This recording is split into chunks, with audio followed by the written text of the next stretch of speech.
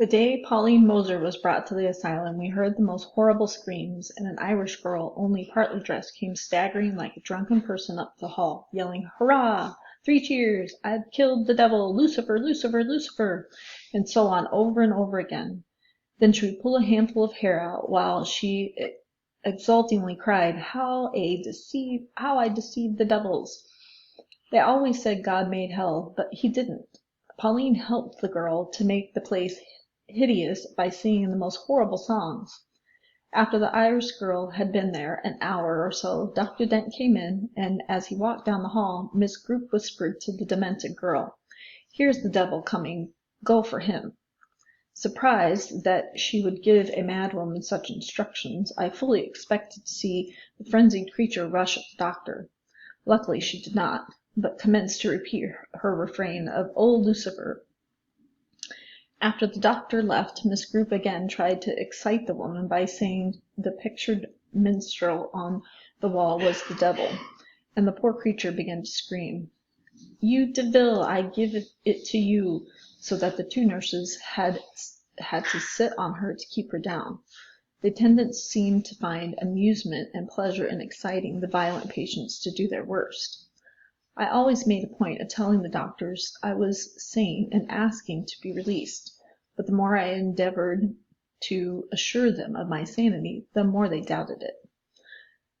"What are you doctors here for?" I asked one, whose name I cannot recall. "To take care of the patients and test their sanity," he replied. "Very well," I said. "There are 16 doctors on this island, and excepting 2, I have never seen them pay any attention to the patients. How can a doctor judge a woman's sanity by merely bidding her a good morning and refusing to hear her pleas for release? Even the sick ones know it is useless to say anything, for the answer will be that it is her imagination. Try it. Try every test on me," I have urged others, "and tell me I am sane or insane. Try my pulse, my heart, my eyes. Ask me to stretch out my arm, to work my fingers, as Dr. Field did at Bellevue, and to then tell me if I am sane." They would not heed me, for they thought I raved. Again I said to one, "You have no right to keep sane people here. I am sane, have always been so, and I must insist on a thorough examination or be released. Several of the women here are also sane. They can't be free." "They are insane," was the reply, "and suffering from delusions." After a long walk with Dr. Ingram, he said, "I will transfer you to a quieter ward." An hour later, Miss Grady called me into the hall, and after calling me all the vile and profane names a woman could ever remember, she told me that it was a lucky thing for my hide that I was transferred, or else she would pay me for remembering so well to tell Dr. Ingram everything. "You darn hussy, you forget all about yourself, but you never forget anything to tell the doctor." After calling Miss Nelville, whom Dr. Ingram also kindly transferred, Miss Grady took us to the hall above number 7. In hall 7 there was Miss Croner, Miss Fitzpatrick, Miss Finney, and Miss Hart. I did not see as cruel treatment as downstairs, but I heard them make ugly remarks and threats, twist the fingers and slap the faces of unruly patients. The night nurse, Conway I believe was her name, is very cross. In hall 7, if any of the patients possessed any modesty, they soon lost it. Everyone was compelled to undress in the hall before their own door, and to fold their clothes and leave them there until morning. I asked to undress in my room, but Miss Conway told me if she ever caught me at such a trick, she would give me cause not to want to repeat it. The first doctor I saw here, Dr. Caldwell, chucked me under the chin, and as I tried refusing to tell where my home was, I would speak only to him in Spanish. Hall 7 looks rather nice to a casual visitor. It's hung with cheap pictures and has a piano, which is presided over by Miss Mattie Morgan, who formerly was in a music store in this city. She has been training several of the patients to sing, with some of the show of success. The artiste of the hall is pronounced Wanda, a Polish girl. She is a gifted pianist when she chooses to display her ability. The most difficult music she reads at a glance, and her touch and expression are perfect. On Sunday, the quieter patients whose names have been handed in by the attendants during the week are allowed to go to church. A small Catholic chapel is on the island, and other services are also held. A commissioner came one day and made the rounds with Dr. Dent. In the basement, they found half the nurses gone to dinner, leaving the other half in charge of us, as was always done. Immediately orders were given to bring the nurses back to their duties until after the patients had finished eating. Some of the patients wanted to speak about their having no salt, but were prevented. The insane asylum on Blackwell's Island is a human rat trap. It's easy to get in, but once there, it is impossible to get out.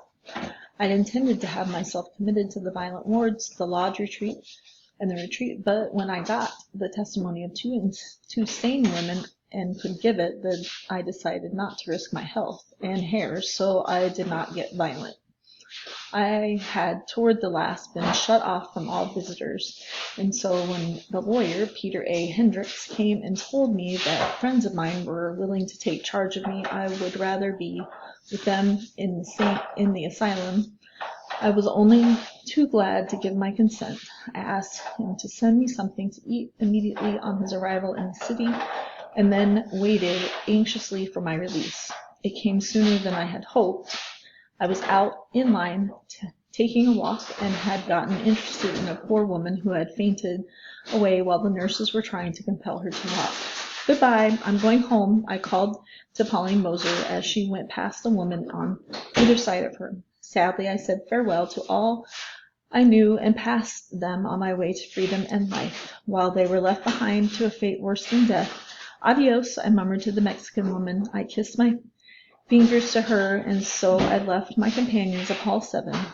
I had looked forward so eagerly to leaving the horrible place, yet when my release came, and I knew that God's sunlight was to be free for me again, there was a certain pain in leaving. For 10 days I had been one of them. Foolishly enough, it had seemed intensely selfish to leave them to their sufferings. I felt a quixotic desire to help them by sympathy and presence, but only for a moment. The bars were down, and freedom was sweeter to me than ever. Soon I was crossing the river and nearing New York. Once again I was a free girl after 10 days in the Madhouse on Blackwell's Island. The grand jury investigation. Soon after I had bidden farewell to Blackwell's Island Insane Asylum, I was summoned to appear before the grand jury. I answered the summons with pleasure because I longed to help those of God's most unfortunate children whom I had left prisoners behind me. If I could not bring them that boon of all boons, liberty, I hoped that at least to influence others to make life more bearable for them. I found the jurors to be gentlemen, and that I need not tremble before their 23 august presences. I swore to the truth of my story, and then I related all. From my start, the temporary home, until my release, Assistant District Attorney Vernon M. Davis conducted the examination. The jurors then requested that I should accompany them to a visit to the island. I was glad to consent. No one was expected to know of the contemplated trip to the island, yet we had not been there for very long before one of the commissioners of charity, Dr. McDonald of Ward Island, were with us. One of the jurors told me that in conversation with a man about the asylum, we heard that they were notified of our coming an hour before we reached the island. This must have been done while grand jury were examining the insane pavilion at the Bellevue. The trip to the island was vastly different to my first. This time we went on a clean new boat, while the one I had traveled in, they said, was laid up for repairs. Some of the nurses were examined by the jury and made contradictory statements to one another, as well as to my story.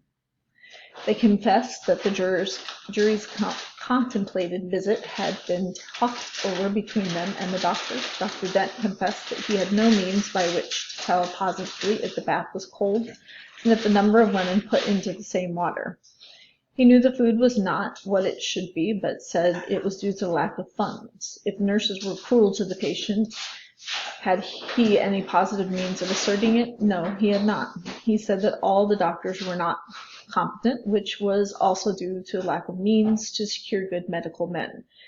In the conversation with me, he said, "I'm glad that you did this now, and had I known your purpose, I would have aided you. We have no means of learning the way of things are going except to do as you did.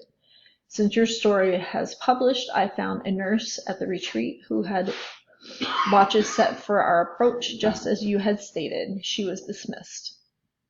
Miss Anne Neville was brought down, and I went to the hall to meet her, knowing that the sight of so many strange gentlemen would excite her, even if she be sane. It was, as I feared. The attendants had told her she was going to be examined by a crowd of men, and she was shaking with fear. Although I had left her on 2 weeks before, she looked as if she had suffered severe illness in the time, so changed was her appearance. I asked her if she had taken any medicine. She answered in the affirmative. When I told her that I wanted her to do was tell the jury all we had done since I was brought to her to the asylum, so they would be convinced that I was sane, she only knew me as Miss Nellie Brown, and was wholly ignorant of my story. She was not sworn, but her story must have convinced all hearers of the truth of my statements. When Miss Brown and I were brought here, the nurses were cruel, and the food was too bad to eat. We did not have enough clothing, and Miss Brown asked for more all the time. I thought she was very kind, for when a doctor promised her some clothing, she said she would give it to me. Strange to say, ever since Miss Brown has been taken away, everything is different. The nurses are very kind, and we are given plenty to wear. The doctors come to see us often, and the food is greatly improved. Do we need more evidence? The jurors then visited the kitchen. It was very clean. 2 barrels of salt stood conspicuously open near the door. The bread on exhibition was beautifully white and wholly unlike what was given us to eat. We found the halls in the finest order. The beds were improved, and all hall 7, the buckets in which we were compelled to wash, had been replaced by bright new basins. The institution was on exhibition, and no fault could be found. But the women I had spoken of, where were they? No one was to be found where I had left them. My assertions were not true in regard to these patients. Why should the latter be changed so to make me unable to find them? Miss Neville complained before the jury of being changed several times. When we visited the hall later, she was returned to her old place. Mary Hughes, of whom I had spoken as appearing sane, was not to be found. Some relatives had taken her away where they knew not. The fair woman I spoke of, who had been sent here because she was poor, they say had been transferred to another island. They denied all knowledge of the Mexican woman and said there had never been such a patient. Miss Cotter had been discharged, and Bridget McGinnis and Rebecca Farron had been transferred to other quarters. The German girl Margaret was not found, and Louise had been sent somewhere else from Hall 6. The Frenchwoman Josephine, a greatly healthy woman, they said was dying of paralysis, and we could not see her. If I was wrong in my judgment of these patients' sanity, why was all this done? I saw Tilly Maynard, and she changed so much for the worse that I shuddered when I looked at her. I hardly expected the grand jury to sustain me after they saw everything from what I had been while I was there. Yet they did, and the report to the court advises all the changes made that I had proposed. I have one consolation for my work. On the strength of my story, the Committee of Apparation provides $1 million more than was ever before given for the benefits of the insane.